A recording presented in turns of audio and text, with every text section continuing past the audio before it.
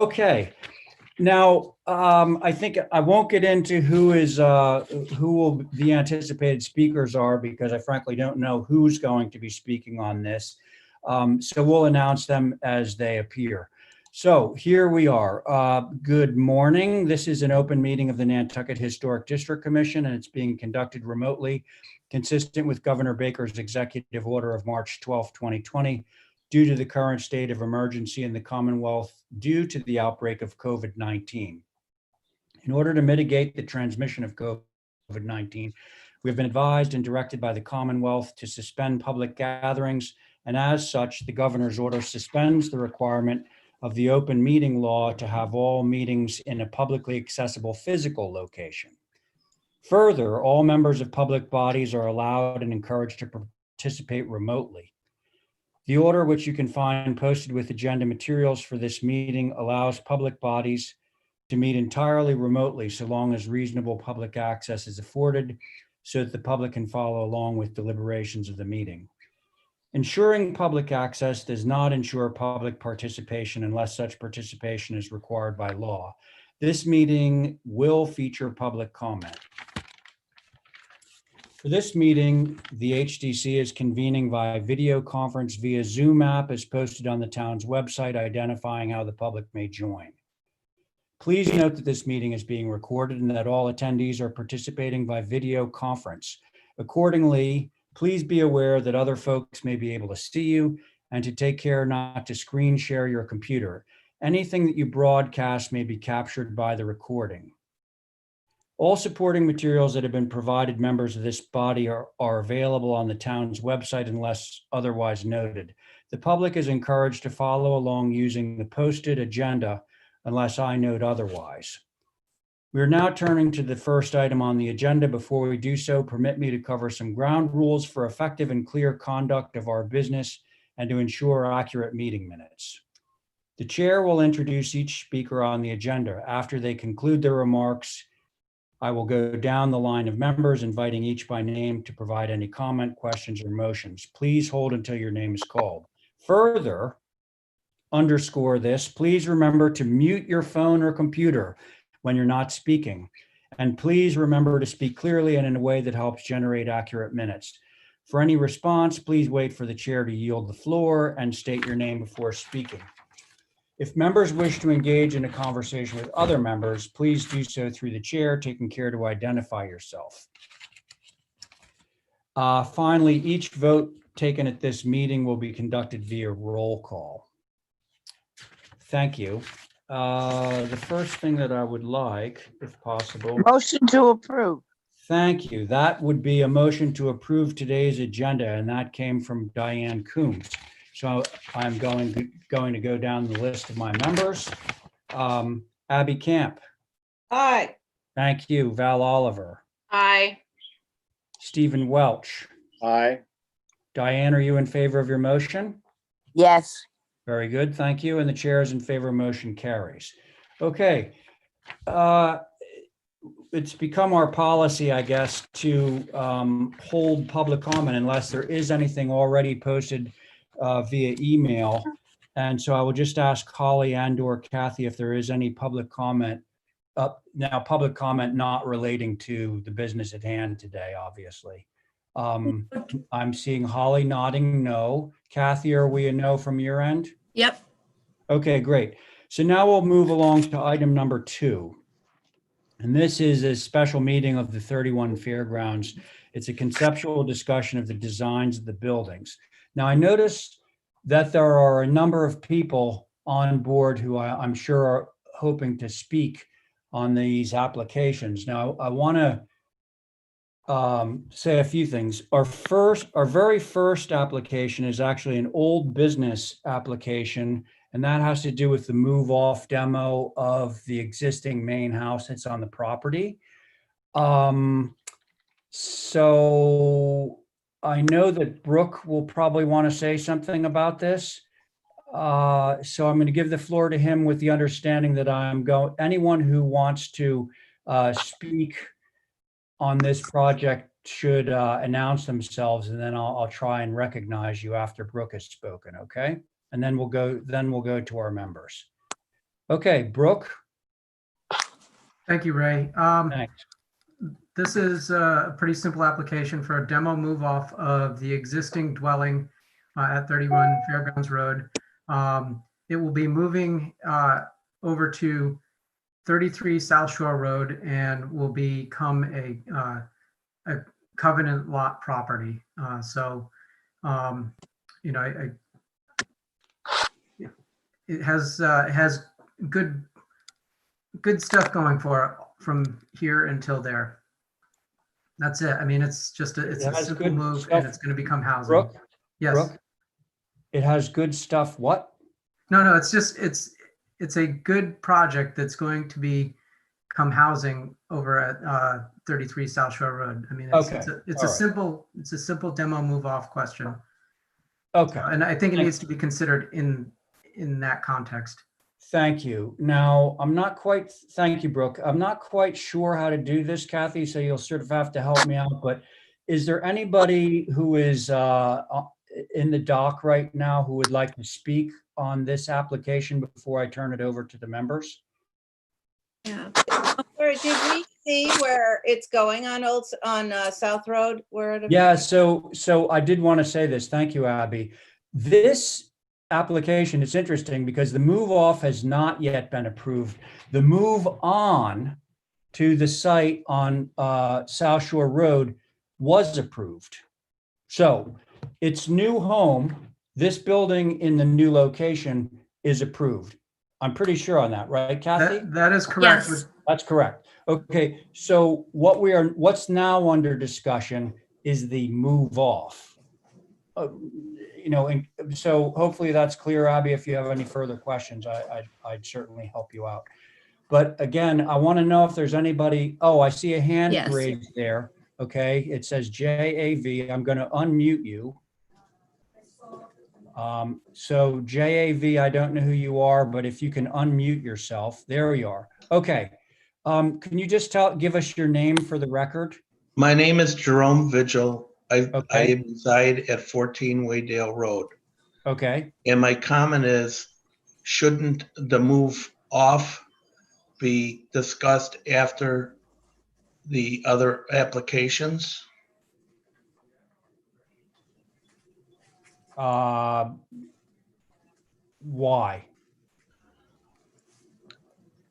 Look, here. Okay, let me put this a different way, okay? So these are all separate applications. And so the move, like for example, we already approved the move on of this building to its potential new home on South Shore Road. That was reviewed a week or two ago, and everyone was satisfied that this house would be appropriate in a new location on South Shore Road. What is on the table at the moment is simply the move off, which is the other half of the application. So it's really not germane to the discussion of what we were reviewing for the balance of this meeting. The rest of this meeting is going to be about conceptual designs for houses that are going on this piece of property. Maybe. Yes, but nothing has been approved yet. So the only thing that we have before us right at the moment is whether it is appropriate to move this building off of this particular site. That is what's on the table at the moment. Okay, so as I understand it, if we put blinders on and we look at this move as just simply a move without any other relationship to any other application is what you're discussing, correct? Well, so blinders I'm taking as somewhat of a disparaging thing, but we have to look at this as an isolated thing. Right, that's what I meant. That's what I meant. Okay, all right. So you didn't mean it in a disparaging way. Right. But, so yes, we're looking at it in isolation. That's exactly, Okay, you're okay, I exactly understand. right. Thank you. Okay. Now, anyone else care to speak on this application before I turn it over to the board members? Ray, Yes, Stephen. Mr. Chairman. Yes. So I just want to state, I am not a direct abutter. I'm not listed on any of the HDC or planning board information. Right. However, I think in order to avoid even the perception of a conflict of interest, I would recuse, and I will please speak on this and the other applications Oh, sure. as a member, as an individual. So may I do that on this application now? That Yeah, doesn't leave well, us with very you many know, people. interestingly, Stephen, you're not on this application already. Right, okay, so I'm not on Okay, it. Okay, and to be clear, the board reviewing this application at the moment is myself, Diane, Abby Camp, and Val Oliver. John McLaughlin was on it, but he's not present with us today, so he is obviously not going to be speaking.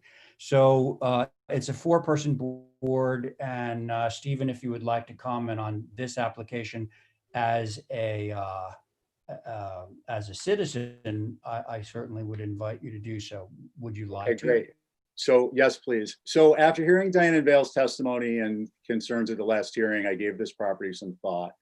And I also considered something that came up in HD discussions recently about historic surveys and what constitutes a contributing structure, and whether pre-1975 construction is legitimate sole criteria. Personally, I don't believe a building having been built after 1940 or so, but before 1975 is by itself sufficient to bestow contributing status. But I did research and that topic, and as I understand it from national and state entities, the most recent date of a home listed in the National Historic Register, which I believe is 1975 for Nantucket, is a consideration, but additional considerations are required.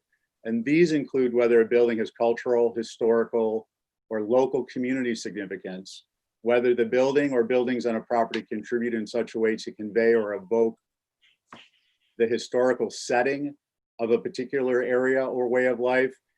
And these are all without regard to whether the buildings are well kept or have a pleasing aesthetic or are pretty or whatnot. So with that in mind, I went ahead, I wanted to do a little research. I'm approaching this application and the following applications as I would any HCC application, which is, I think, as we all do, with a level of diligence. So in any event, so as I understand information about this particular property and its owner, the home was built in 1964, which was previously discussed. So it's slightly more than a decade older than the 1975 dating. And as we know, it's listed in the National Register as contributing. I did a little more research, and what I've been able, as I understand the information, being able to ascertain is the local community significance is that it was built and lived in by a native islander, which we know, Fred Wiggles Coffin, whose namesake dates to Nantucket's European settlement and later the whaling days. And obviously the Coffin family played various important roles in Nantucket's community development. But in our century, Wiggles, Mr. Coffin, was a longtime contributing member to the community. He was a founder or an influential leader of the Nantucket Sportsmen Association, which provided local islanders with fishing and field game opportunities. He was instrumental in bringing sharp-tailed grouse to the island, which was then a sustenance fowl. Wiggles was also a sport fisherman captain, which in the day was a bit less convenient and more rigorous maritime pursuit than today. Following his death, he bequeathed 13 acres of Maxi Pond as open space to the Nantucket Anglers Club. A quote attributed to that particular property is that it will always be open and it will never be developed, which is what everybody wanted. Presumably Wiggles and his donation to the anglers. Of course, those are only snapshots of Wiggles' contributions to the community, and it would be unfair, perhaps impossible, for anyone to state his intentions in life. But still, it seems safe to say he extraordinarily represented community spirit, and the fishing and field game way of life and the appreciation of open space, really the lifestyle of that era of Nantucket. So that, I think, is the local community significance. With respect to the cultural significance, this was obviously his family home and garage. They're both simple structures, and their setting on the oversized lot provide important historical context. These are the last few which truly represent the historical, basically rural identity of Fairgrounds Road area, which again tied back into the cultural lifestyle of the area here on Nantucket. So when considered in context, they evoke an important nostalgia. Again, the simpleness or the pleasing aesthetics aside, whether you think of a mid-century ranch and garage, either Sears Roebuck era or prior, meet the criteria, they do appear to bestow that cultural significance. Unfortunately, these few stand out. Fortunately, these few stand out, though it requires them to first be identified as having contributing significance, along with an explanation of why. But unfortunately, these are being swallowed up, and along with other cues of the island's past, which are inadvertently just being eliminated. So just in summary, I'd like to be clear. I'm not suggesting that every pre-1975 building or conglomerations of buildings that create a setting and a context on a lot meet the level of contributing. In fact, there are many that simply do not warrant that level, some of which were recently before the HDC. On the other hand, when buildings in their context and settings, such as Wiggles, Mr. Coffins, are identified, it seems a certain level of stewardship or baseline for decisions may be required. So thank you for listening. Wow. Thank you, Stephen. I always liked Wiggles, but now I like them even more. Okay. Is there anyone else on the screen that would like to speak on this application before I open it up to the voting members? Can I just say something about what Steve just said?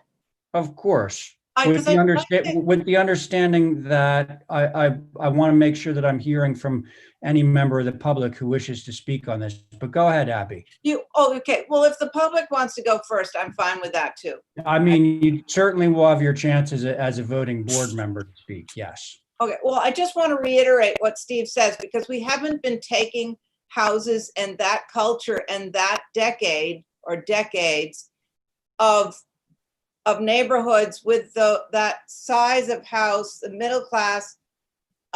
We haven't been taking them very seriously, and I'm a culprit of that. And I'm looking at this differently now, because we really are losing that. And I just want to underline what Steve said. I think that's very sensitive of him. And thank you for that history. Period. Welcome. Thanks, Abby. Thank you. So one more time, I just want to make sure, and Kathy, hopefully you can help me out on this. Is there anyone on this, just sort of run through here and see if there's anyone else, any other member of the public that would wish to speak to this particular application? You can raise your hand if you'd like to. Yeah. Anybody? I'm not, I mean, I see a lot of faces. I don't see a lot of raised hands. Yeah, okay. Okay, with that then, I am going to open it up to the board. If anyone who's listening right now would like to speak later on, I will give them an opportunity to do so. But for the moment, I'm going to open this up to the voting board members, who once again are myself, Diane Coombs, Abby Camp, and Val Oliver. So May I? please, Diane, Okay. go. You can go first. What Stephen said is absolutely true. I have mentioned it many, many times of streetscapes and the overall street, what the picture is. We've asked for architects to give us that. It is on our HTC charge to work with buildings that are part of the history. Doesn't have to be super architecturally correct, but it's part of the original living of that street. Fairgrounds Road has lost on the left-hand side going out of town with the Citadel and the fire station, et cetera, et cetera. However, the other side, the beginning of it, the little houses, Ryder's house going up, Val's house, and even fairgrounds, which was once the Naughty Pines years ago, 1965, I think was the first time I remember going to fairgrounds, then known as Naughty Pines. It is important to keep this part of our history. It's not all historic houses, and it's certainly not all overly built, huge buildings. This is a street that belongs to the residents who have lived here in Nantucket. It is one of the main streets for the tourists to get out of town and go out to Surfside, which a lot of them do. There are other places to build what is being considered. Wiggles' house and his barn he loved. I was his mailman. He loved it. And his dogs, his beagles. He was never planning, and he said so. I can't remember the exact conversation, but this was his place and it was going to stay that way. So I think we have to consider what we really, as HDC commissioners, are charged with is maintaining eras of the island, not all architectural designs. Thank you. Thank you very much, Diane. Val, are you? Yeah, I mean, I would just say that it is very typical of the area. But aside from that, I'm wondering, in an attempt to make housing affordable, we're moving a house off of a lot for someone else to make affordable in another area. It sort of is, it's a kind of a disconnect for me. Like, why couldn't it just move on site if it's in the way of the overall scheme? And it would seem that it would be a perfect opportunity to create something that is going to work for somebody who needs a place to live. Could I add to that? Yeah, sure. But before you do, Abby, I just want to make sure. Finished your Frozen. statement? What's that? What? Have you finished your statement? Yeah, I just think it's the scale and context of the area that could remain and be repurposed there. So. Okay. Very good. Thank you. Okay, Abby. So yeah, I'm thinking that after that, you know how we're always moving these things. Well, anyway, why couldn't it be there as an example or scale of what we'd like to see if that land is going to be developed? I mean, it's a perfectly good cottage house. It's small. It could be, what's it called? An example more than that. It starts with P. I can't remember the word. Anyway, it could be an example of what else could go there. So moving it off, as Val said, defeats the purpose because we already have a house that is modest in scale. Okay. Thank you, Abby. My own view, and actually I started formulating this, but other members have just said essentially the same thing, is wouldn't this be a nice sort of artifact to have, remain on this piece of property? It is a small house and therefore I would think affordable. So my view is it would be great to have it someplace there as kind of a sign or something that heralds back to what the landscape of Fairgrounds Road was back at that time. Now, I wonder, are we ready to take a vote on this? Because personally, I would like to sort of get the fuller picture of the subdivision that's proposed and the type of housing that's going in there, and to see how this particular application could work in with maybe the fabric of what's proposed.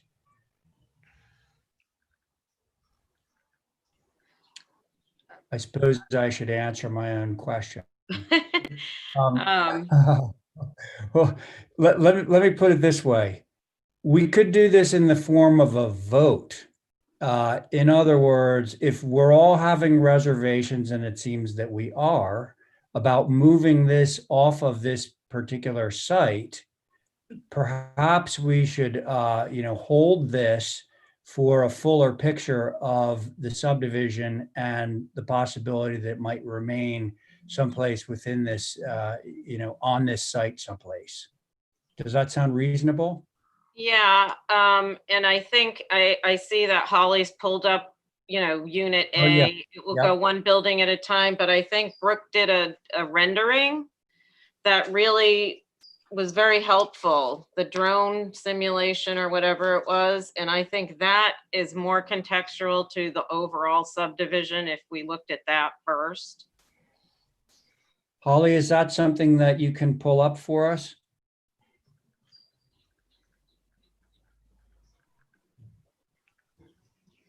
Because aside from building by building, it's for me a global concern with the arrangement.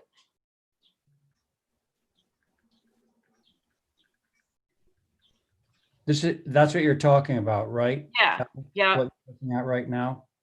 And actually, Holly, pull it down a little so you can see more of the buildings that are in the area. It gives you an idea. Can you?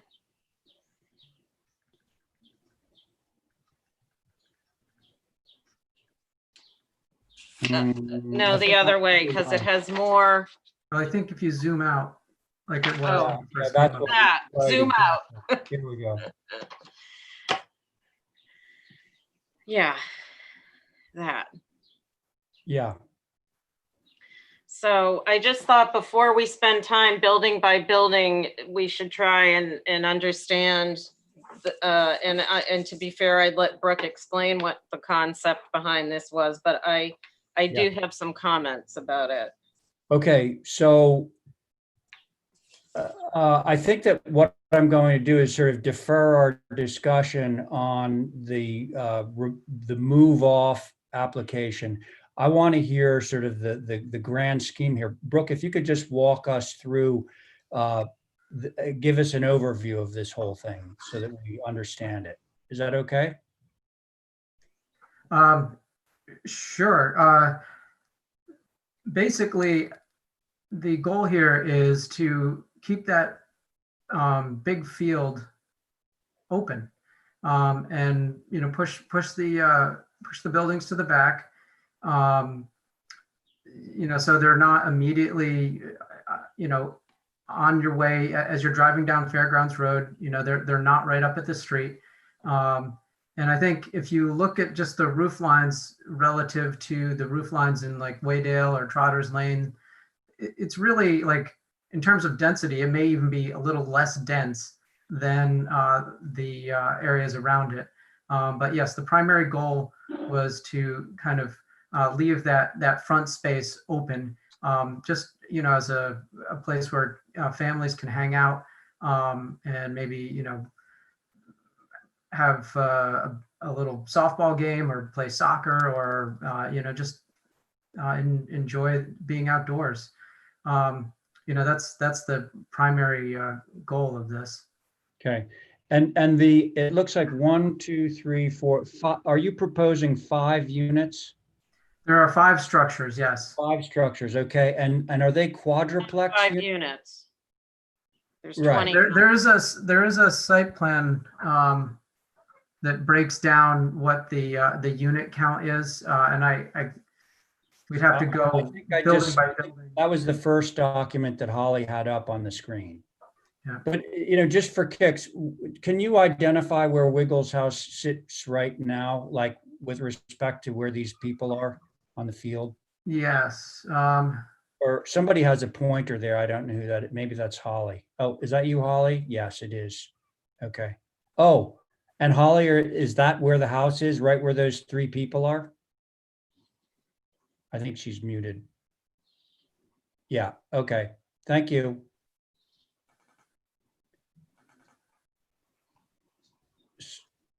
So Holly, if you can hear me, you had that document up. It was this sort of overall site plan, and it showed each of the units, and I think it identified yes, that one. Okay. So 5 units in the first one going from the left, 4 units in the second one, 5 in the third one, and 4 in the fourth one. And in the middle one, we have 2, and I can't read, it's probably 2 and 2, 4 units.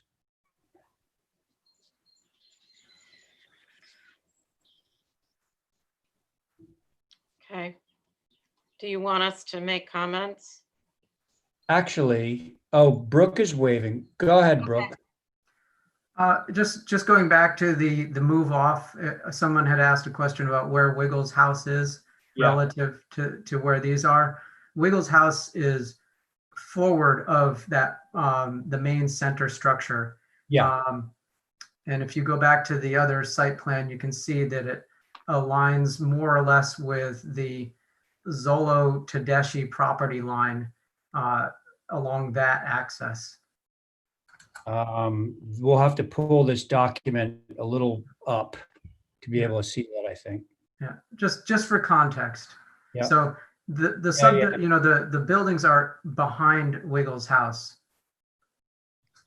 Right. Got it. Yeah, that's all. I just wanted to clarify that. Okay. We're not going to be So sitting front and center.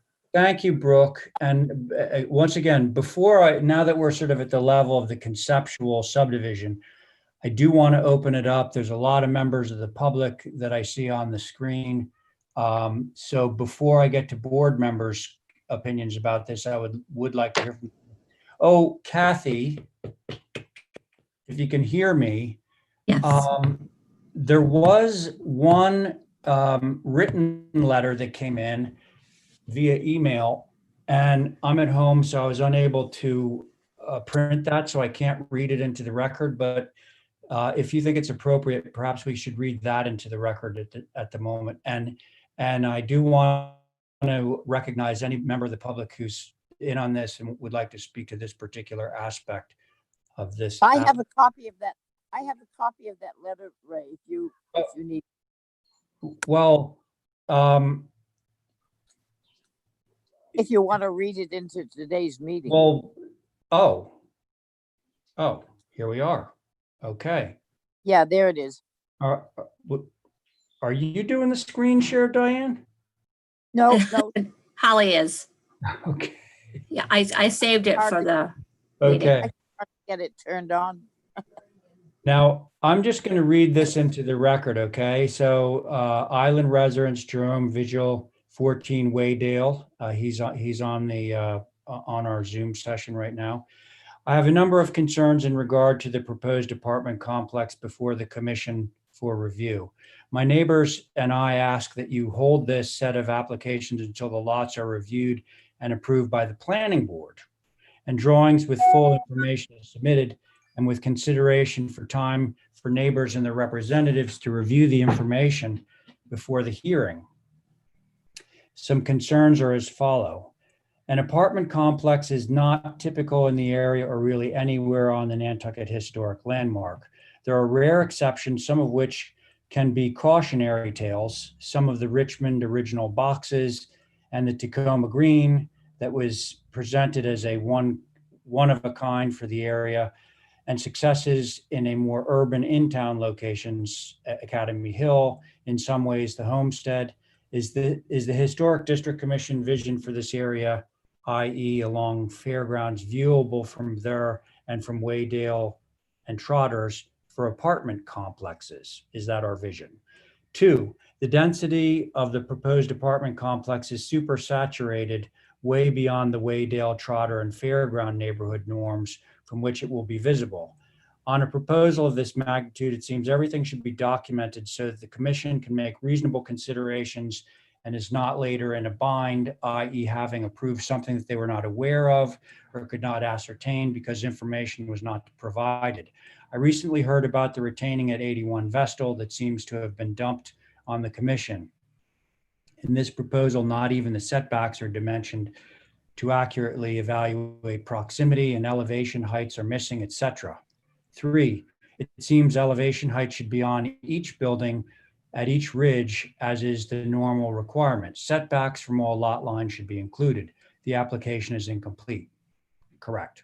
4, the setbacks proposed are much less than Waydale, Trotter, and Fairgrounds neighborhood norms. 5-foot setbacks or less are often, no, are after, excuse me, 5-foot setbacks or less are after eyeballing proposed from the external property line, where 10 is the typical minimum and the average is closer to 20. Internally, among the new lots, the apartment buildings are either connected with zero clearance to lot lines, in some ways worse than they are hardly 10 feet apart. These are not typical building associations in the neighborhoods or on Nantucket. 5, in other words, the dwellings are jammed into a small area still visible from a traveled way, including the proposed road on the apartment complex, and they are right on top of one another. It is simply too dense and too close to the property lines and without visual buffer. 6, the apartment complex as proposed would change the complexion of the Waydale, Trotter, and Fairgrounds area neighborhoods. 7, the apartment buildings, if you approve as proposed, will look like one huge building from side to side the property. How can one really understand what the complexion of the proposed apartment complex really is without perspective views from 3 locations? 8, and at this time, Holly, I'm hoping you can just raise that up a little so I can just read it in its entirety. Keep going. If you can move it up more. Good, okay. 8, 22 units are, stop right there. 22 units are proposed. No mention is made of how many bedrooms each unit will have. Assuming a minimum of 2 adult occupants per unit, there is a potentiality of 44 vehicle spaces required, yet only 30 are shown. While I understand parking per bedroom is not yours to consider, parking that is visually appropriate and its location on the lot are concerns I understand you rightfully consider. Correct. This topic needs evaluation, including whether they're enough that it will not be on Fairgrounds Road, changing the sense of place among that area. There have been no cars regularly parked along Fairgrounds since automobiles were brought to Nantucket. 9, there is no internal sidewalk proposed or shown on a hardscaping plan that should please be reviewed alongside the proposed apartment complex. As proposed, a pedestrian would have to walk along a one-way driveway to get to Fairgrounds Road, bike path to the beach, or otherwise. Also, there is no plan showing where the developer proposes a crosswalk, whether they will put in a bus stop and what it will look like, etc. 10, no mention is made of any visual buffer along the external property line where the apartment complex buildings are jammed in. Typically, a separation buffer of visual blocking and screening is required when essentially commercial building types are introduced into neighborhood settings.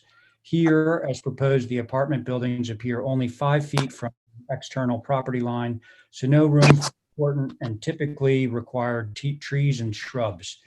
A 6-foot board fence along the property line will help too. This could be on the property line, as is typical, away from the front yards. On our neighbor's side of the fence, they have the option to plant a nice rose or vine this helps their view.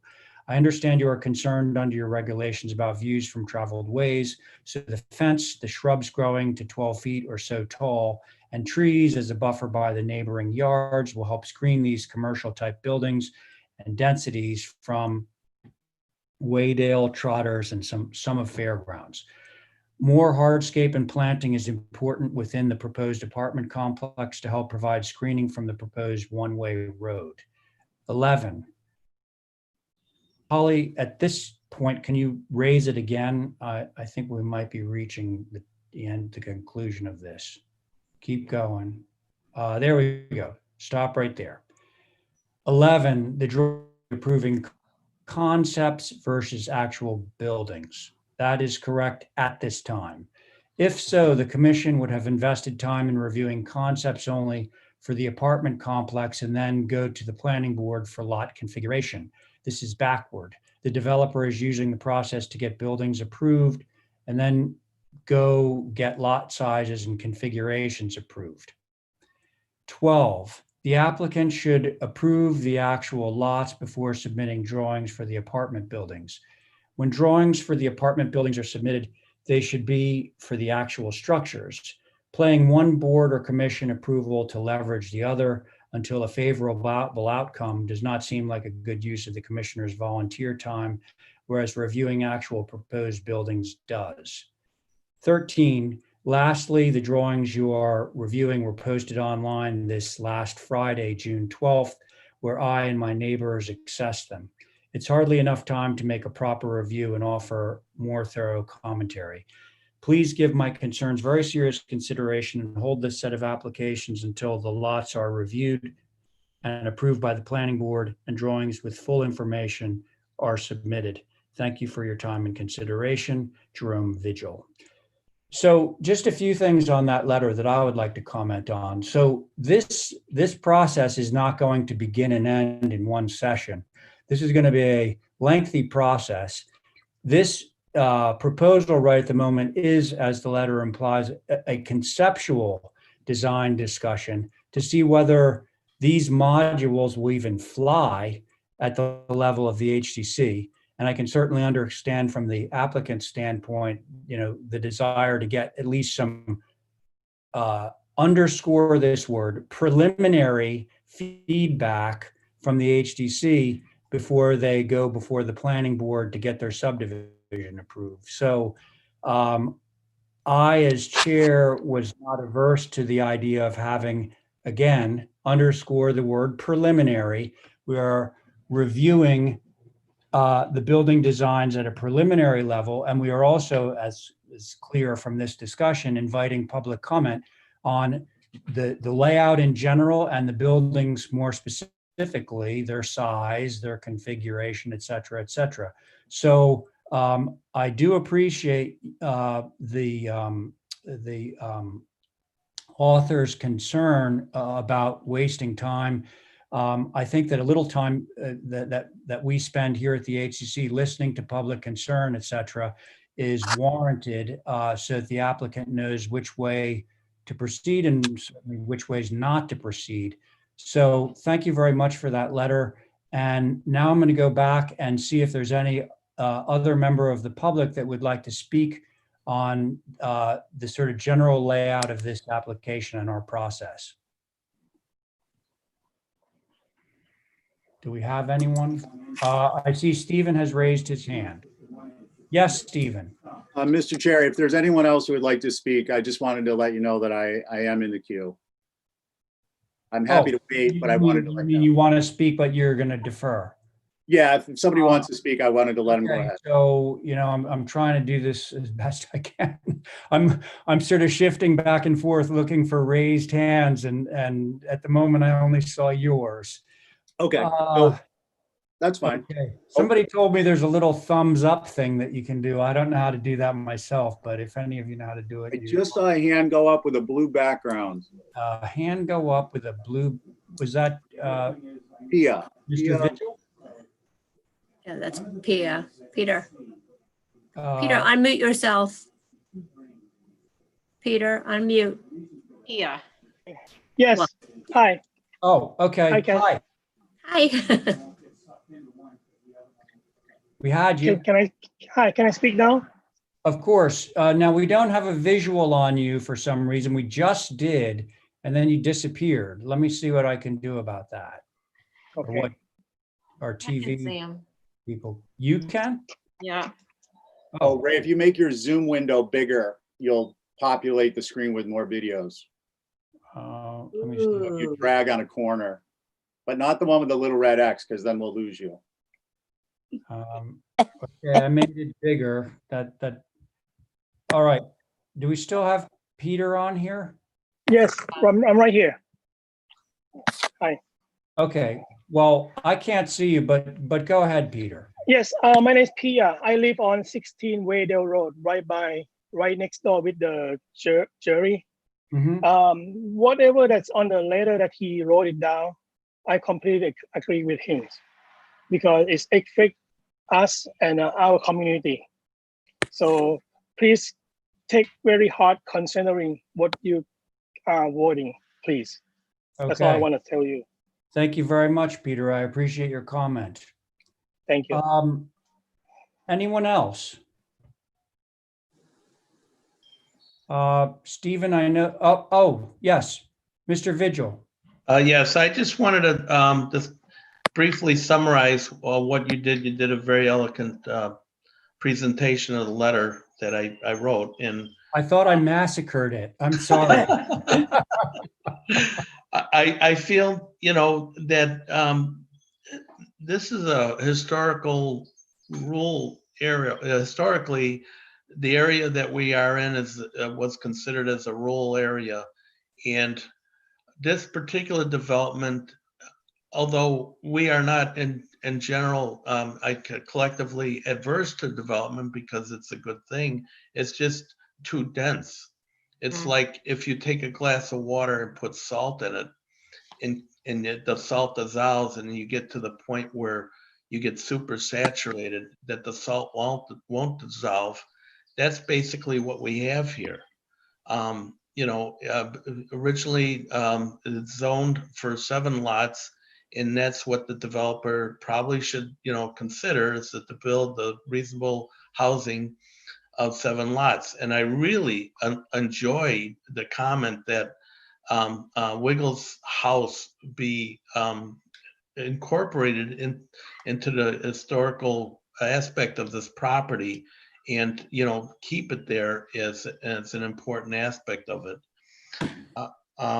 Pretty much that's what I wanted to point out. The other thing I wanted to point out from the aerial view, I mean, and also with this whole development, you can see that everything is really all of the whole site is crammed into the abutters, like the Tedeschi's in the Zolos, and the Resendis in Laura's house. There's virtually no room there. Yeah, you can see it there on the screen. And so, I mean, I don't know if, so I can point. So like, for instance, here by Resendi's house, there's hardly nothing here. And then the Tedeschi's, I mean, there's no buffer. There's nothing here. The same with Laura's house. I forget her last name. Is Italian, the school teacher. And I've reached out to all these people and discussed this, and they understand that there is a need for housing on the island, but it's a question of we need responsible housing, and that's the thing that I wanted to mention. Okay, I appreciate that, Mr. Vigil. Stephen, do you want And to? one last thing, I'd like, not that everybody should have to speak, the attendees, but maybe they want to put a show of hands of what they think of my letter and how they feel, and without commenting. I don't know if that's appropriate. Well, I think the Zoom thing, I apologize, is all pretty new to us, so I'm trying to figure it out sort of on the fly. If I'll say something about the letter. Yeah, sure. Go ahead, Abby. Yeah, just it's just very helpful, since we all live all over the place, that this gives us a really good description of the neighborhood and where it's going. I'm not always on Fairgrounds Road, and so your letter was very helpful to round out my feeling about the project and the location and what's proposed. So thank you very much. You, Abby. Thank you. So I'm just going to imagine that the other people that are online here are in support, certainly generally, of your letter.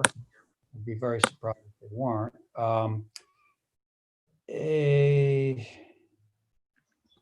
Can any of these people email in? Kathy? Is that a possibility? I know you're muted. What do you mean by email in? Well, email in comments if they're not interested in speaking necessarily. They have, and I forwarded them all to you, and there are a couple I saved. Let me go back. You mean I didn't see any other ones just though. now?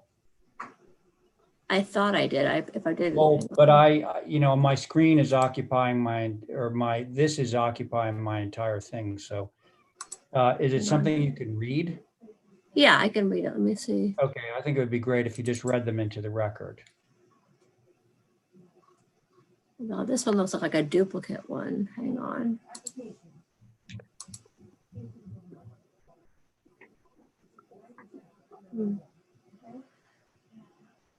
I don't have them here. I'm sorry. They're on our computer.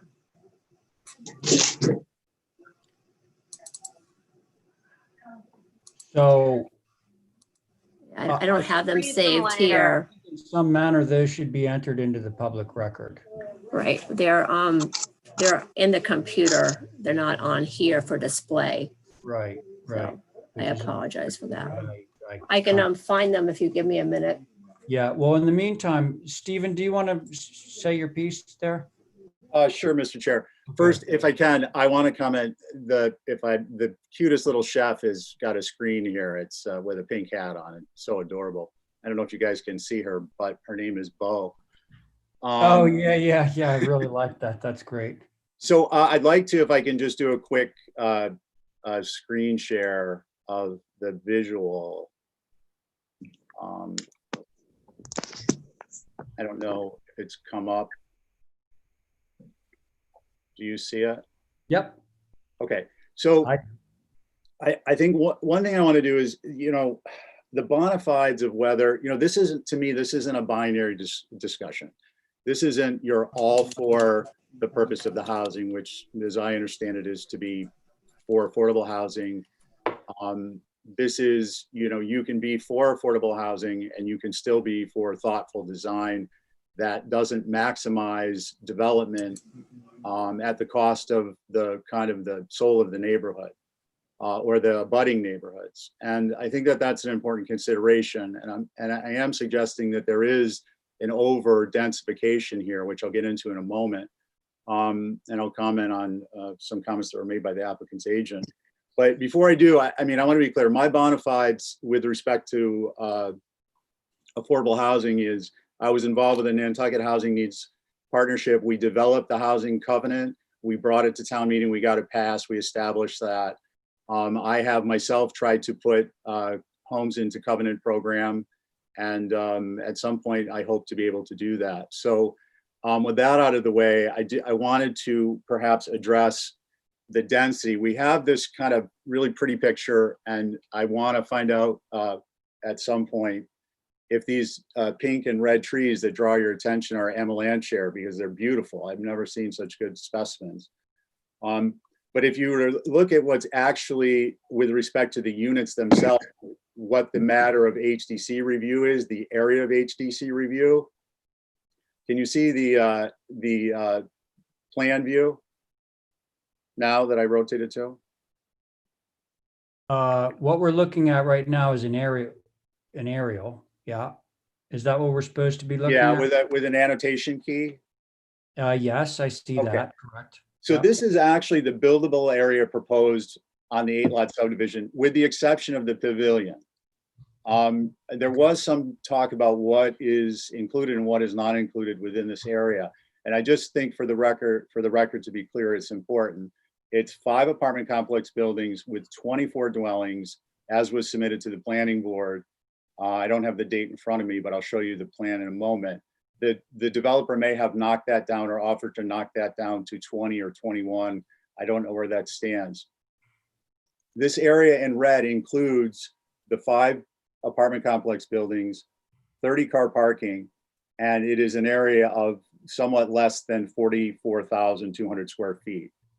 One of the lots in the lower portion is a portion of one of the lots, lot number 2, which you'll see in a moment, is not shown in this area because although it is one of the lots, there's nothing being constructed on it.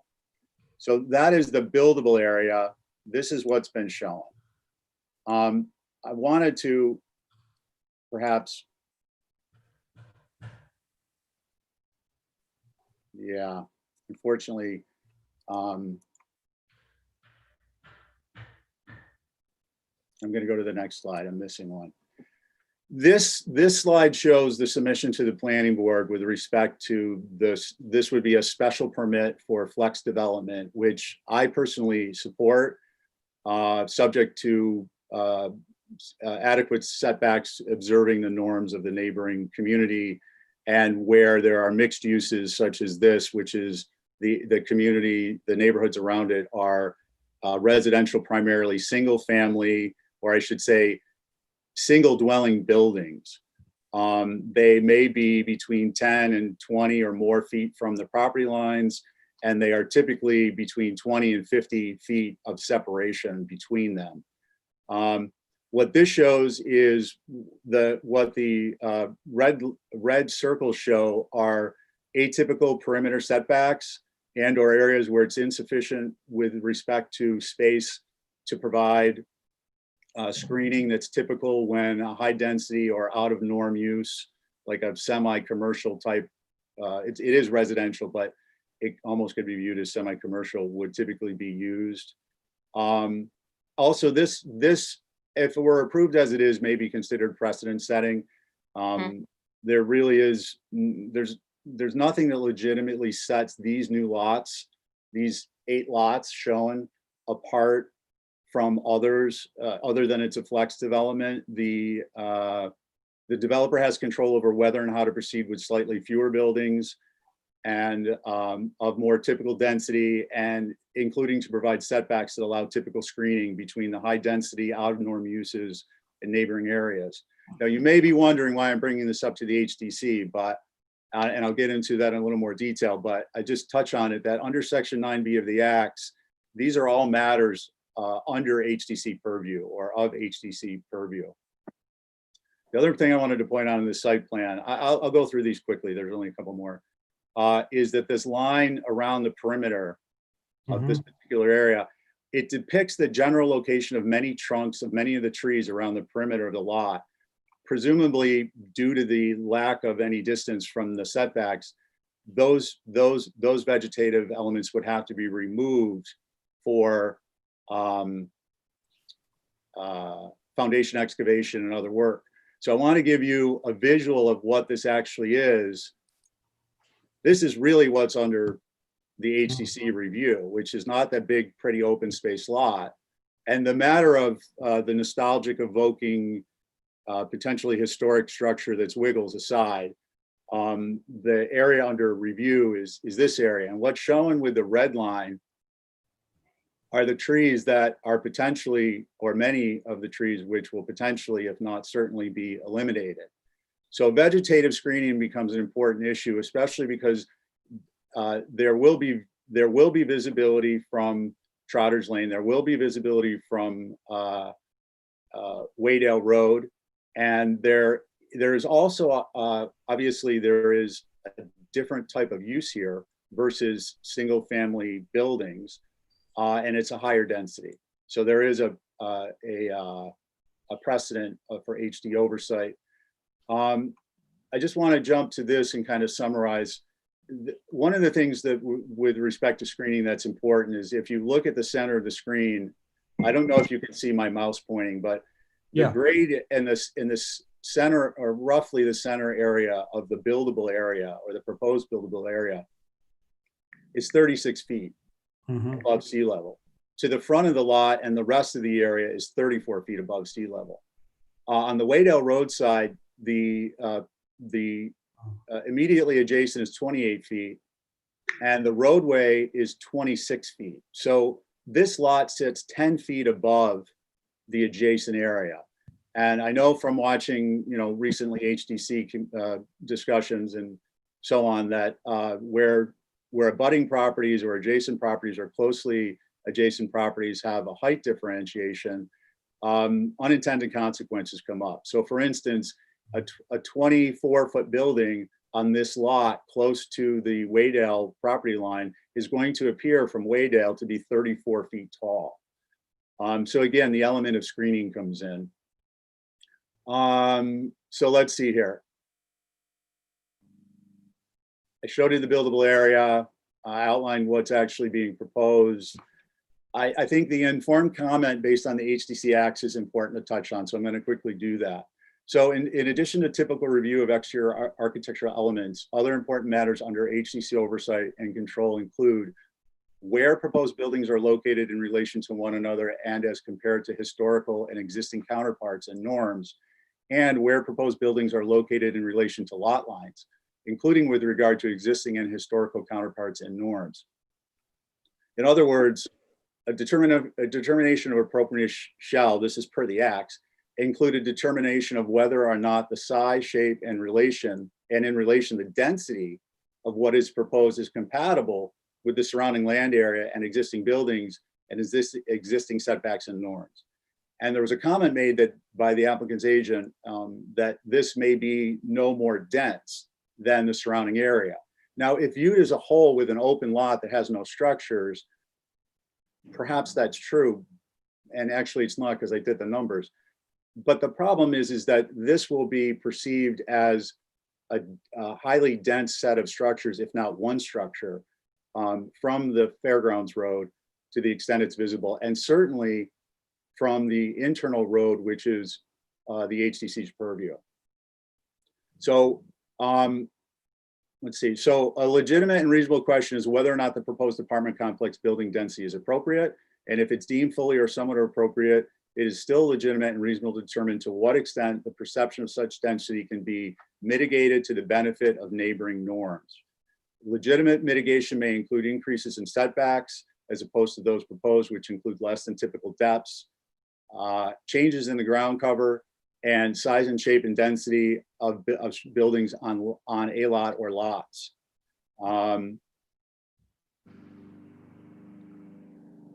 Sorry, I need to get a set of bifocals at this point.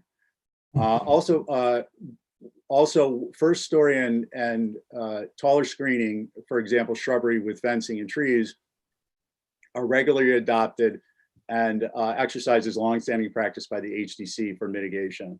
With regard to the screening, shrub and fence screen are often deployed where different uses and/or where new higher density building is allowed next to existing lesser density. And taller screen is often used to mitigate new construction that is taller or on a higher grade and therefore perceived as taller as compared to surrounding areas and adjacent neighborhood areas. In this case, the grade proposed for apartment complex buildings is some 8 to 10 feet above the grade in at least one adjacent neighborhood. A step toward making an informed determination could be to request an overlay of a scaled aerial image showing from directly above, as this is, versus an angle that skews the perception, as has been submitted with the application, where the proposed apartment complex buildings and structures are accurately laid out in relation to existing buildings and structures and lot lines and trees. This red line shows, you can see it shifted off the map geo lines slightly, and that's to reflect what, based on hedge and vegetation on other lot lines, this property line is actually shifted, and you can see where much of the vegetation is likely compromised. I just want to say that with respect to the act, I went ahead and pulled this up. So section 9B states, in the case of new construction or additions to existing buildings or structures, the Historic District Commission shall consider the appropriateness of the size and the shape of the building or structures, both in relation to the land area upon which the building or the structure is situated, and with respect to buildings and structures in the vicinity. And the commissioners, and this is an important distinction, which I don't think that we in terms of my observations, the HDC acts on, I apologize, that in appropriate cases, the HDC may impose dimensional and setback requirements in addition to those required by applicable law. And what that specifically is referring to is the zoning bylaw. And I'm not suggesting that the HDC should be in the business of usurping or ignoring the zoning bylaw. But I want to point out that this is a special permit with variances asked for. So it is an important distinction to make. I think it's a fair and legitimate and reasonable distinction to make. And I hope that you all will consider that. Lastly, discussion, here's a better image showing maybe the shift in the lots based upon, for instance, the lot to the left, 67 parcel, map parcel 67-143. You can see their leftmost property line is about the same width into the driveway as this has been shifted over to indicate more accurately the property line. Lastly, I just want to show you, this is the conventional subdivision plan that was submitted as a proof, as a requirement for the planning board to involve themselves in a flex cluster development. This shows a more typical layout. This does not honor the kind of nostalgic artifact of the existing home, Wiggles home and garage. The other concern potentially with this, or I shouldn't say a concern, but I can point out that the planning board, in my experience observing these proceedings, typically does not allow every lot to have 3 dwellings upon it, a primary, a secondary, and a tertiary, in a new subdivision. In existing subdivisions, they do, because it better blends in with the whole concept of neighborhood first, which is the idea that you may have a home, a garage, and an oversized lot you put a cottage up on, and it blends in with what's there, as opposed to having a brand new subdivision go in, and all of a sudden there's 3 dwellings on each lot. So I just think that that gives some context that I hope is useful for you all. And those are my comments on the overall general. Thank you, Mr. Chairman. Thank you very much, Stephen. So ordinarily, I'm not speaking out of the gate like this, but I do. All of the presentations so far, including yours, Stephen, have expressed concerns about the setbacks and the buffer.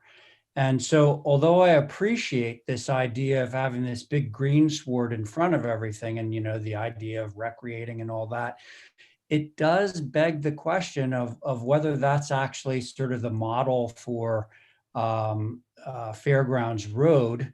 Wiggles house is much closer to the road than any of these. I get the open space thing. That's great for the people that will be occupying these units.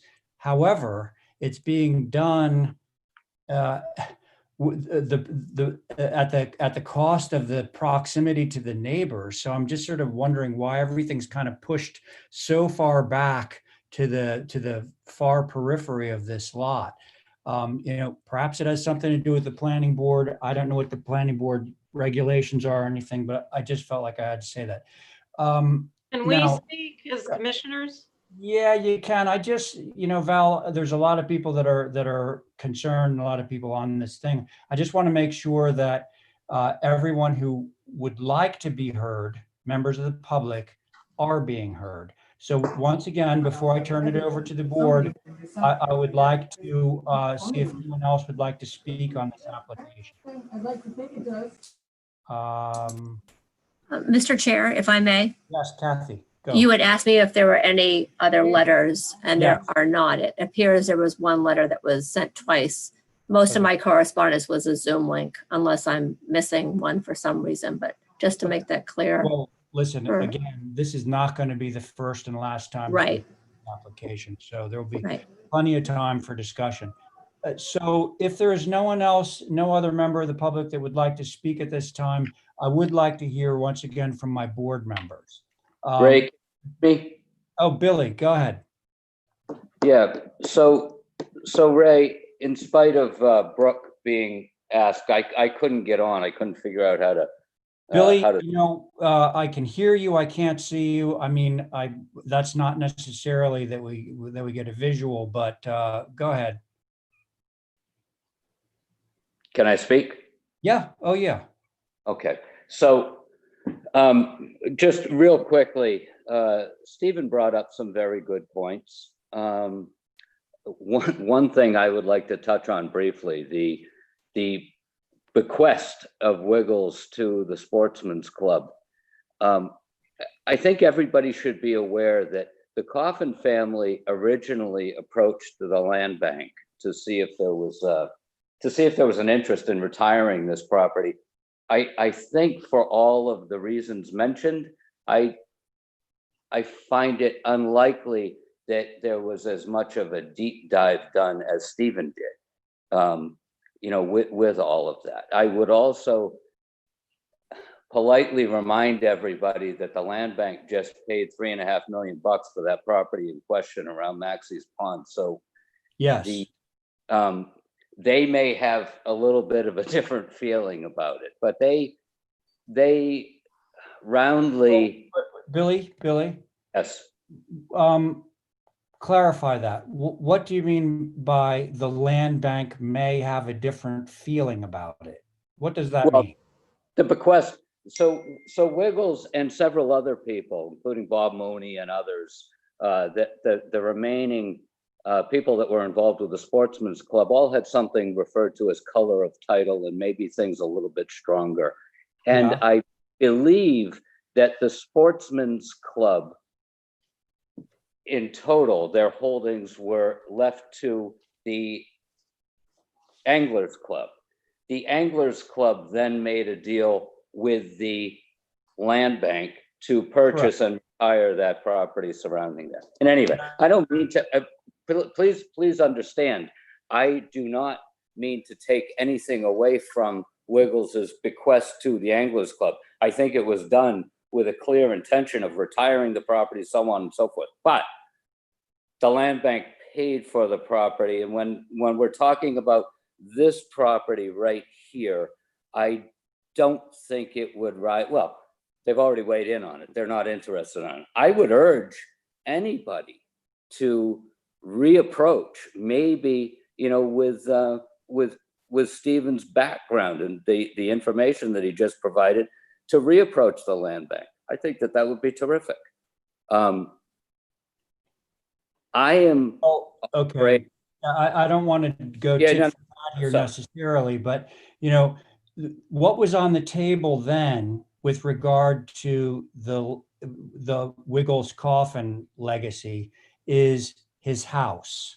It didn't necessarily relate to the subdivision or anything like that. We were really talking about his place, the historical nature of the house on that road, etc. So that I think is a discussion that is separate from the discussion of the subdivision, for which there are different concerns. I completely. So again, so I just wanted to set the stage for my talking or my involvement in this project. Yeah. I did not view the house itself with the same iconic virtues that were just discussed. What I did view as iconic was the preservation of the open space that exists now and would exist in this plan going forward. And I think that that's something that people have become used to. Although in 1978, when I moved to Fairgrounds Road, Wiggles's house was surrounded by those pine trees, the remnants of which are in the back that's pointed out earlier. Right. And Wiggles did have a lot of beagles. And Diane, no offense, there were a lot of people that didn't like those beagles. However, being a former rabbit hunter, I appreciated it and I loved them. Anyway, moving on, so I became involved in this over the winter when somebody approached me wondering if an other form of development would be a good idea for this property. And I've known the Coffin family all my life. I haven't done anything for a while, and I'm really not interested in continued development. But I heard this notion, and I just thought that was a lousy idea. And, it would take a slightly different shape, but it's still the same thing. And I thought it was a bad idea. So I started thinking about it a little bit, and then I began to read up on Flex and ask some questions. And I thought that there may be a way to develop a to develop a property right in the middle of an urban area where development generally is agreed to occur, and we took a stab at it, but not before I spoke to the Coffin family in person and found out that they were not interested in, frankly, regardless of the price, they were not interested in this alternative form of development and were thinking about deed restricting the property and so on and so forth. That's a different discussion. However, we sat down and we went back and forth, and with Brooke doing some renderings and with Art Gasparo setting off some lines and so on and so forth, we began to explore whether or not it was able to preserve what's viewed as that open space right now. And the first stab at it actually increased that space. And although this is not your purview, I would like to speak to it just briefly. There are a total of 38 bedrooms proposed right there. And one of the things that was very interesting about this is that in this density, in that area, with those 5 buildings, there is, to include that open space, which would not be buildable or further developable, means that there is over 1,000 square feet of contiguous open space per bedroom on that slightly larger than 2 builder acre properties, slightly less than 2 statute, which is not only unusual, it's pretty unique. And it's unique in terms of lack of, not too much density.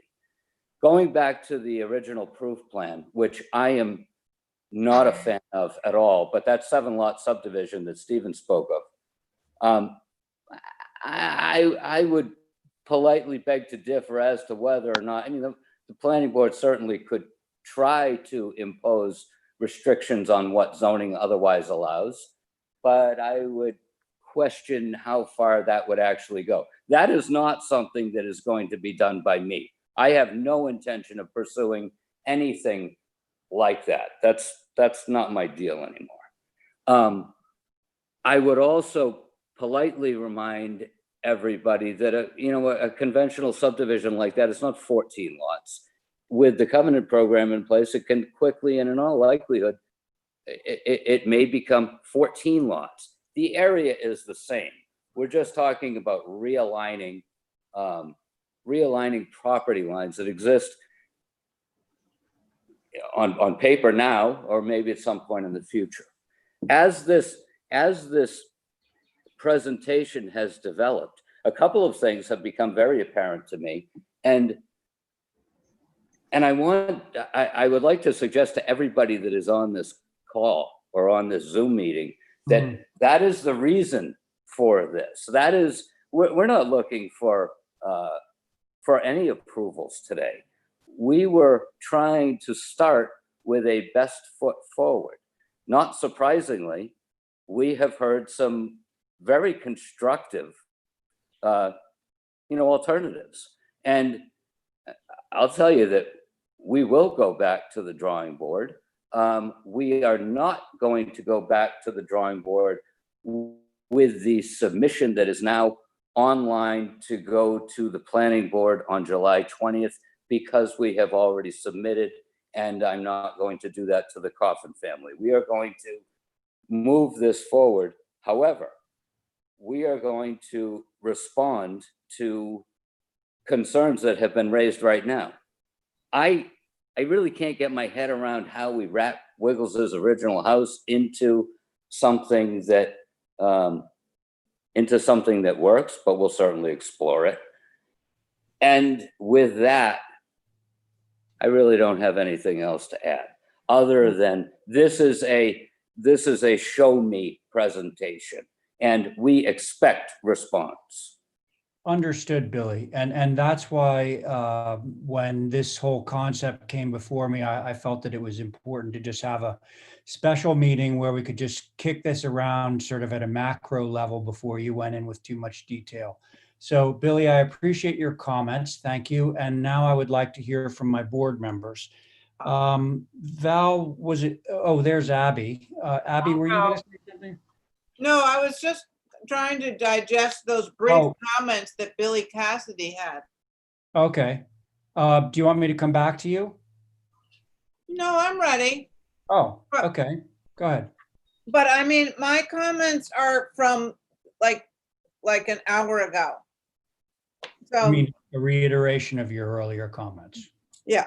So, first off, I thought several people have said, how can we incorporate that little house into the area? So that's number one. Number two, a point that Stephen said when he was talking about keeping the existing vegetation at the end of the property, I think is important. That we're not just, not thinking about the neighbors, which brings me to my next point, is that I think this design focuses inward rather than outward to the neighborhood. I'd like to have that addressed. And I just don't know if it's a healthy community with that dense a population in each unit. So I'd like that addressed as well. Those are my comments. That's great. I'll Thank you. go next. Okay, Diane, you're up next. Go ahead. I would like to state on the whole picture of that driveway going up and around. You're taking a rural area and paving it.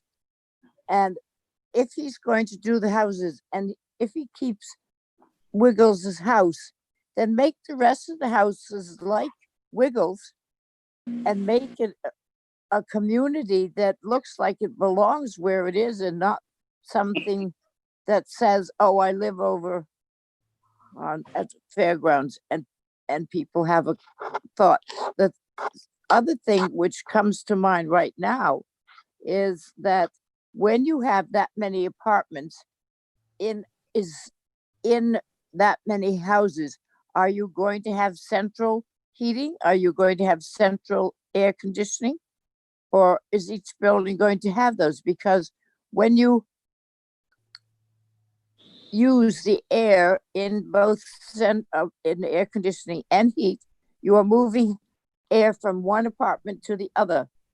This virus that we're dealing with is not going to be, from what I understand and have read, is not even going to be reduced until 2022. So you're going to build houses, apartments, rooms that put people on top of each other when we are told to separate by 6 feet. You haven't got 6 feet from the property line. That doesn't make sense. If you individually took small houses and made them go around so they look like they were part of the streetscape, which is something that the HDC is supposed to consider, and made small driveways instead of having it look like some ball field in Hyannis. The parking is inconsiderate. Those trees lining up and they're going around and coming back down again does not look like Fairgrounds Road.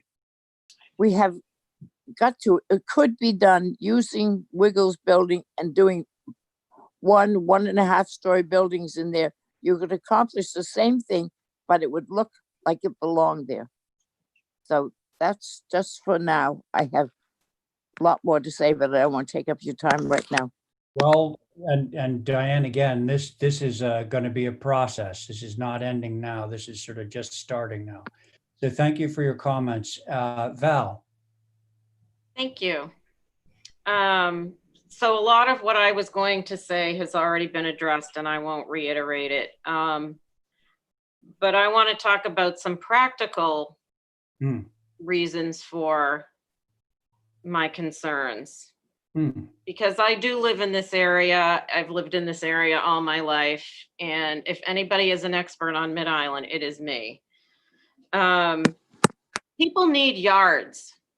I think that's why the original zoning density was what it was, because we are the working force heart of Nantucket, always has been Mid-Island. I know it's where everybody wants to put everything, and whether we like it or not, it's going to end up here. But I do think if housing is going to be well received, it needs to consider the workforce that is already here and how hard everybody has strived to make their little cube what it is.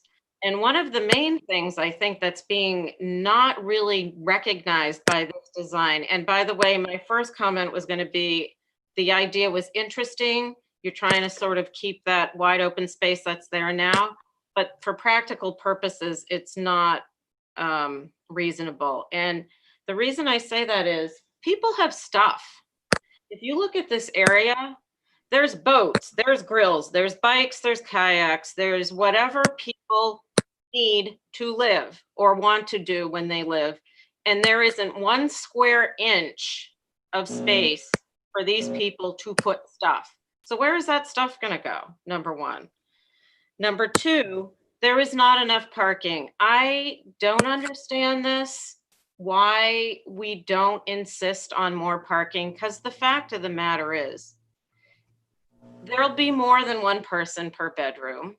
I know I've alluded to this before when I spoke in front of the FinCom, but I'll use my mother, my poor 85-year-old mother, as an example on Hooper Farm Road. There are 11 cars at the house next door, and it's a 3-bedroom house. So unless there's going to be strict rules followed that are unregulated as far as I can see in any of this housing, that's going to be a problem. And it really, really would be great if somebody paid attention to that, because the way I see it is this nice little road going through is going to have parking all along the side of it. Whether you say it's going to happen or not, I'm telling you, the reality is it's going to happen. And the parking situation presented here is really an anomaly. So you've already said you're going to rethink that, and that's great. I think that the area residents should really be respected and considered when things like this are presented. You know, it just should not be such a differentiation from what's already here. Less units, spread out so that the rhythm and the character and the space and the light and all of that residentialness to it would go a long way for me in this particular situation. I mean, we've got Tacoma right across the street already, so maybe their parking will come over here too. I don't know, but that's one other. And my last thing is that I know this is, you're probably going to roll your eyes, and I can't see you, Billy, wherever you are, but you know, aside from whether or not we consider Wiggles House historic or whatever it is, it's an affordable house. Like, why aren't we just keeping it and rehabbing it a little bit and putting somebody in that? Even if it moves on the site, it's just something that makes me scratch my head. So that's my comments for the practical nature of things. Everyone else said the other stuff, so Thank you, Val. Mr. Appreciate Mr. Chairman, Yes, Billy. Val and I think, have a relationship. I would just like to, may I address a couple of her very important comments? Yeah, briefly, Billy. We're sort of running out of time, and I would like to say a few things myself, but go ahead. Just keep it brief, please. Very briefly, and to the Val, I understand exactly what it is that you're talking about. We may differ slightly on Wiggles's house, but the idea that was going to a covenant lot down the road, I thought had merit. But having said that, that's a separate issue.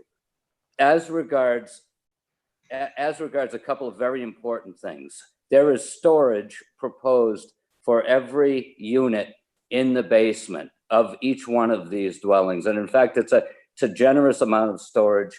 There are also, this perspective that's on display right now is incomplete and was done prior to the plan that is presented to the planning board. There are more parking spaces included. A lot of it is actually under grass as overflow. It is all in that back area. There are 44 for 38 bedrooms, plus I think a couple of more. But most importantly, because I completely agree with the parking issues that exist everywhere. This is the single most important component of this plan, and where I hope to have, if we move forward with this, where I hope the neighborhood is going to really participate in the drafting of what I am calling draconian measures. This is not going to be a homeownership, a homeowners association agreement, because it's going to be rental units. But it's going to be a privilege to live in here, and we're not going to choose the people based on anything other than behavior, or we're not going to police anything other than behavior. But it's not going to be okay to operate without or outside of the bounds of a very strict, there's not going to be any junk cars here. There's not going to be any boats here. There's not going to be, I could go on, I don't have a list in front of me, but this, at the end of the day, I am not going to be involved with anything that I'm embarrassed to drive by, period. That's my grandiose statement. That's the last thing that I have to say, but I'm going to be here for the rest of my life. I've always been here. And I appreciate the fact that you have been and probably will be as well. More than you know. That's it. Okay, Billy, thank you. So Holly, if you're still doing the screen share, could you return to the perspective aerial view that we've been looking at for most of this session? It's Kathy, and yes, Oh, is that the one? There it is. Perfect. That's exactly what I want. So here are my comments.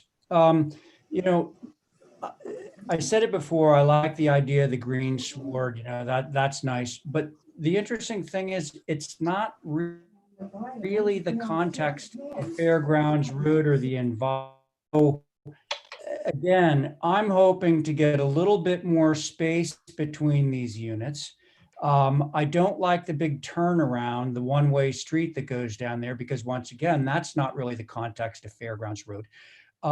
So if we're using Fairgrounds Road and the environs as the model for how this should be developed, here we already have Wiggles's house, and you can see a few single-story buildings off in the distance there. So they exist, and they're sort of mixed in with these other kind of story-and-a-half buildings, and it's a very eclectic mix of things. And so I can easily see a scenario where Wiggles's house is sort of there with some real estate around it so that it remains what it is. And it's part of like a larger picture where we've got buildings that don't all have the same roof color, don't all have the same scale, don't all have the same windows, that it's more eclectic. It's more like the rest of this picture, not the dropped in pieces that are the subdivision houses.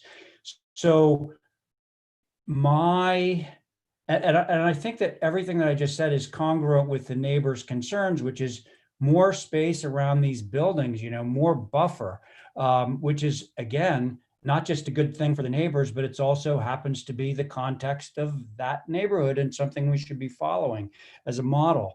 So I would like to see more variety of the building types, sizes, location, a less rigid kind of drive that runs through the whole property, less real estate given over to soccer games and so forth in the middle. I don't think we need that much space.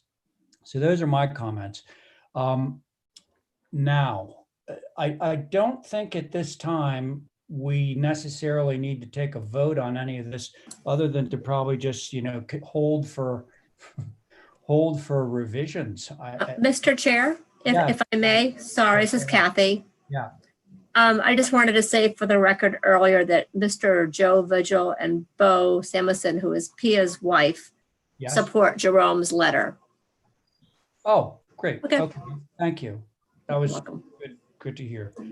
Okay, so I think we've concluded this session. I think it was productive. I'm really glad that all the neighbors came and voiced their concerns. It's good for us as a board to hear.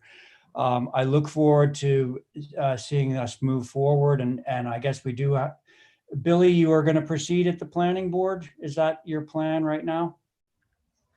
Yes, we are absolutely proceeding at the planning board, but I would like to, I just want to say once again, I view this entire session as helpful, and we are going to look very carefully at realigning some things and so on and so forth. Having said that,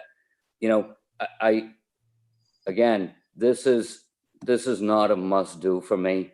I think that we can do something that's complementary. I don't think that we can answer all of the concerns of the community, but I think that we can probably get pretty close. I think we can. And that's it. Again, I heard you. And by the way, a lot of those trees and so on, they get plunked in. They're not there right now. I hope everybody can understand that this will be more of a living, breathing situation if we move forward. Well, and Stephen's concern, if you will, is that your houses are so close to that sort of perimeter lot line that a lot of the existing vegetation will need to get sacrificed, and that is true. So if everything was sort of further away from the lot lines, that would be less. Mr. Chairman, I was referring to the lousy iteration out front, which is jar. Yeah, no. The open space. We get it. The open space is actually not portrayed very well in that perspective. So everyone appreciates open space, but I think perhaps you should reconsider how much of it you're offering up there. So again, I think that maybe we should just make a motion. One of my board members could make a motion to motion for revisions. Yeah, and Diane, could you make that specific to? We actually have. Mr. Chairman?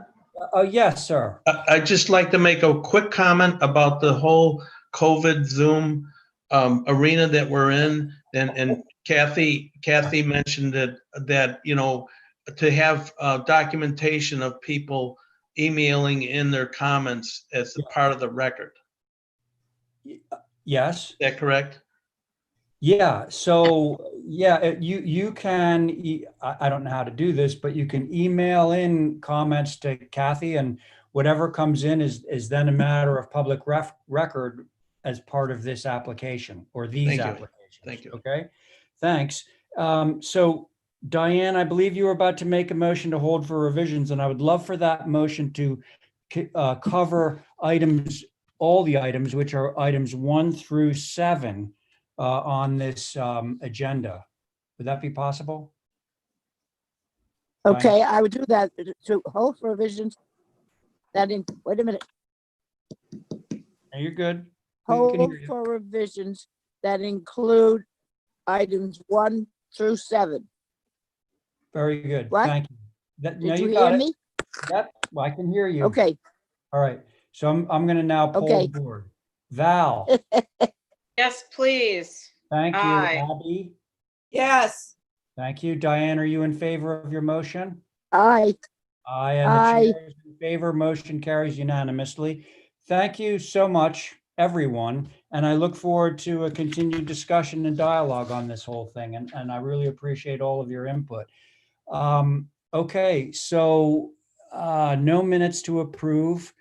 Just an announcement that our next meeting, as I'm sure you all know, is Monday, July 13th at 4:30. So that's that, I guess. So Kathy, is there anything else we need to cover before we get a motion to adjourn? Nope, that's it. Okay, very good. So may I have one then? Motion to adjourn. Thank you, Make a Val. motion to adjourn. Sorry, I Diane. too make a Val- motion to adjourn. I'd like to make a motion to adjourn. No, no, stop. So- Val made the motion. Okay, to Aye. Val's motion, Abby. Aye. Thank you, Diane. Aye. Thank you, Stephen. Aye. Chairs in favor. Val, are you in favor of your own motion? Yes. Motion Aye. carries unanimously. Again, thank you, everyone. Sorry this had to be on Zoom. It's much better in person, but we do what we can. Good night. Thank- or Good night. Thank See you you. next week. Yeah, I really appreciate it, all of you. Bye. Aye. Bye. Aye. Thank you. Thank you. Bye.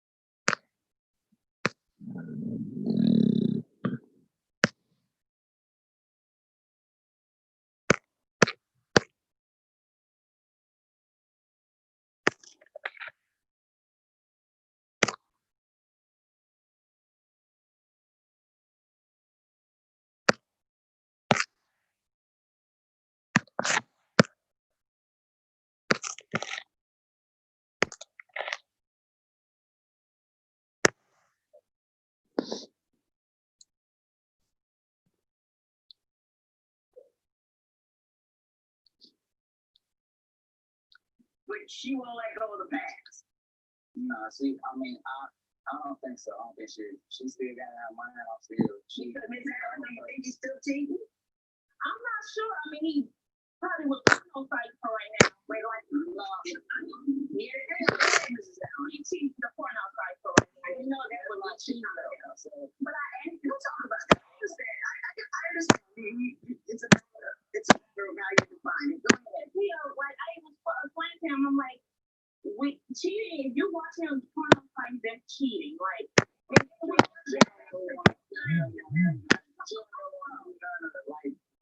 please satisfy.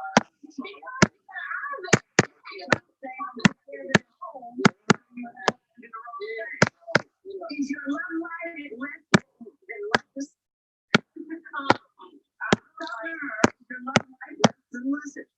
Yeah, like why is it less than luscious? Because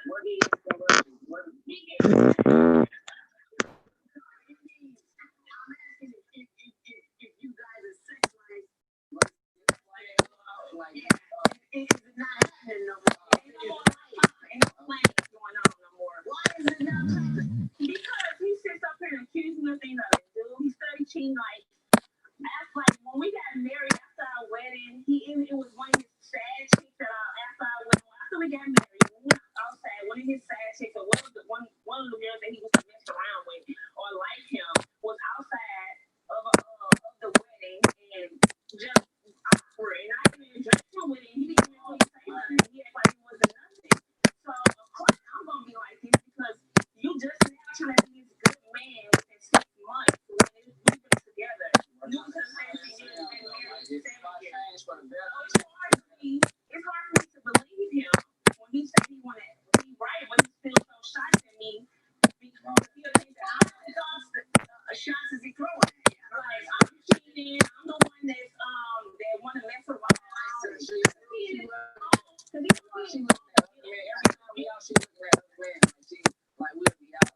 We'll be out walking, like she can't help herself. Like she. So let me ask say no, but you know, anything. What's your best evidence that she has interests elsewhere? I mean, him being delusional like he is. He accused me of doing stuff I don't do. He takes him. No, I don't know. You hey, Mama, she takes from the baby like that. I hear what you're saying.